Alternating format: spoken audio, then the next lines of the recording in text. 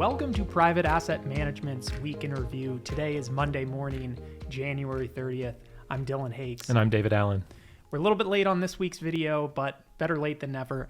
David, we had a positive week for markets last week. It continued the strength that we've seen so far most of the year. We're starting off with earnings season. We're getting most of the way through that. What have we seen so far from companies that are reporting earnings? So in terms of where we are in earnings season, we're about a quarter of the companies in the S&P 500 have already reported. And generally, we continue to see revenue growth pretty strong. A lot of that is helped by the inflationary pressures that we've seen over the last year plus. But in this quarter, I think what's notable is that we are seeing a bit of weaker growth in earnings sort of across sectors. So revenue growth remains strong, but we are seeing a little bit of the slipping in profitability that we expected to see as these reports came out. We've talked about it in the past, but last year was a very strong year for earnings for most companies. It was a big year. You're mentioning that things are coming down a bit. How would you classify the earnings season overall? Is this terrible earnings decline that people were projecting, or how would you summarize it? No, I wouldn't say it's been terrible. I mean, I think what we've seen is probably one of the better case scenarios in terms of EPS declines that we could see. As you mentioned, things were very strong last year. That's one of the some of the statistically the way we'd have this conversation is comparing last year to this year, and so we did always expect that we would see some margin pressure, that we would see earnings not be grow quite as significantly and see some more earnings declines year over year. But that has more to do with the strength of last year, as well as obviously there's some economic headwinds that we're heading into this year. So all of that together, I think we can be fairly satisfied with the earnings season. Again, still only about a quarter of the way through. Yeah, I think it's encouraging. Hopefully that explains at least part of some of the rally that we've seen this year. Turning to the other big event that we had internally last week was our economic outlook, our annual economic outlook that we did. David, I know you did a tremendous amount of work on that project, but this basically sets the stage for our projections for the calendar year going forward, as well as some of the investment theses that we update and get the calendar year rolling forward. What did we talk about last year? What do we think about 2023? What do we think the year is going to look like from an economic standpoint? So one of the ways that we approach the discussion around the outlook for the year ahead is we look from the top down. That's sort of where we start. We look at macro conditions and where does that lead us in terms of investment recommendations. And on the macro front, we do expect that we're going to see the U.S. fall into a short, shallow recession in the first half of this year, based on the data that we have so far and expectations for the significant rate increases that we saw in 2022 really coming to bear on economic activity. So we do expect that's going to occur in the first half of this year, and it actually should sort of reinforce some of the disinflationary pressures that emerged in the second half of 2022. So we expect inflation to continue to fall, to see some labor market weakening, and all those conditions together, I think, are going to create the opportunity for the Fed to begin to cut interest rates by the fourth quarter of this year. How do we turn that outlook into something that's actionable? What type of investments, what type of companies would we be looking to invest in if we think that we're potentially going to hit a shallow recession, if inflation is going to continue to come down in the back half of the year? What are we looking at from an investment perspective? Well, I think it's important to keep in mind, so we make these recommendations, but they are flexible through the year. And so that's really important in a year like this when we expect there to be some rate increases in the front end coming from the Federal Reserve, and then eventually yielding some rate cuts by the end of the year. So a lot's going on over the next 12 months. So just initially, as we head into things over the next couple of months, we think it makes sense to continue to be expecting there to be some outperformance from the defensive sectors of the S&P 500. So that's names that are going to have perhaps a larger portion of the total return coming from dividend yield, more secure earnings flow, less dependent on economic activity. So those sorts of sectors make sense from an equity market perspective. Turning that into continuing down the actionable path, when we do our economic outlook for the year, we do this each quarter, but we set our sector preferences, our overweights, underweights on different sectors. Walk us through some of the changes that we made this quarter and what we're looking at going forward.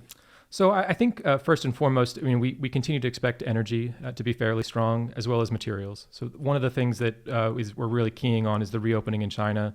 We've seen cases of COVID really burn through the economy there, and things are reopening fairly quickly, probably faster than we thought they would when the government first announced that they were abandoning COVID zero. So that's That's one area where we think there could be some strength, and those are tend to be more cyclical sectors, and so that might be a bit counterintuitive. But outside of that, staples categories, things like food retail, grocery stores, those sorts of categories where spending isn't going to dip significantly, even if we do see this short, shallow recession that we're expecting. Those are the sorts of sectors that we think are going to be sort of well positioned in the first couple of months of 2023. What about a sector like healthcare? That's usually considered more of a defensive. We had an overweight previously. We've made an adjustment to that. What are your thoughts on healthcare? Yeah, so we've sort of tempered our expectations for the healthcare sector. We do think that we're going to have, we don't certainly want it to be underweight. We would like to be market weight where the S&P 500 is for the sector overall. In terms of where we could see some weakness, valuations just aren't quite as attractive, and there certainly is some regulatory pressure that we're facing in Washington that could weigh on the sector overall.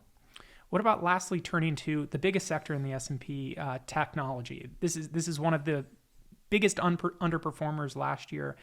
What is your view? What is our view on the tech space? So you're right. The tech sector is the largest in the S&P 500. There's a lot that goes on within that sector, so a lot of cross currents. Certainly, it's a sector that's going to benefit from lower interest rates. It's one of the more interest rate sensitive sectors, and so if rates begin to decline, which is what we expect, the sector should set up fairly well. So we're not quite ready, given where we are in the cycle, to say that we should be overweight technology, but certainly maintaining a market weight we think makes sense right now.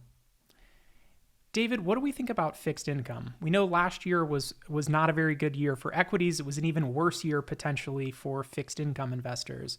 What do we look at in 2023 from a fixed income side of things? So as I mentioned when we were talking about the tech sector, we do expect long-term interest rates are going to fall in the first half of this year based on expectations for the Fed's rate cuts in the second half of this year. And so, in the fixed income portfolio, we think it makes sense to take some duration, some longer maturities in our portfolios to take advantage of that decline in interest rates. On the credit side, we think it makes sense to maintain fairly high credit standards. Staying in the investment grade space versus high yield.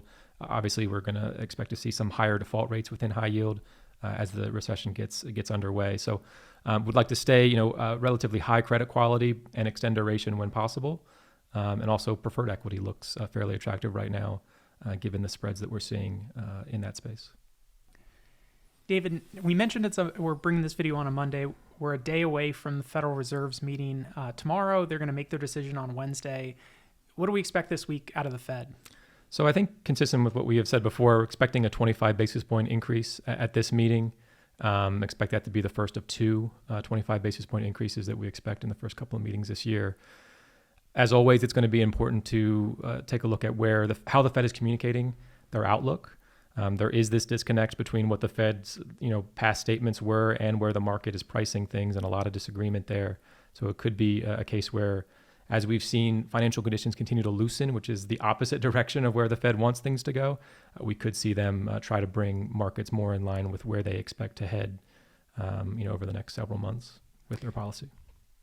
What else do we have on the agenda for this week? So it's really a busy week on the economic side. So we have both ISM manufacturing and ISM services reporting this week also. And then on Friday, the big jobs report for January. So we are expecting non-farm payrolls to dip below the 200,000 monthly additions and to see the unemployment rate creep up just a bit to 3.6% from 3.5%. So, with the Fed meeting, in the business activity indicators that are always very important, and the jobs data, there's going to be a lot to dig into this week in terms of economic reports. Absolutely. I think we'll be looking out for all that stuff. I think definitely with the Fed meeting, we'll be keeping an eye on markets and how they react to what the Fed says and what the Fed does. Thanks, everybody, for joining Private Asset Management's Week in Review.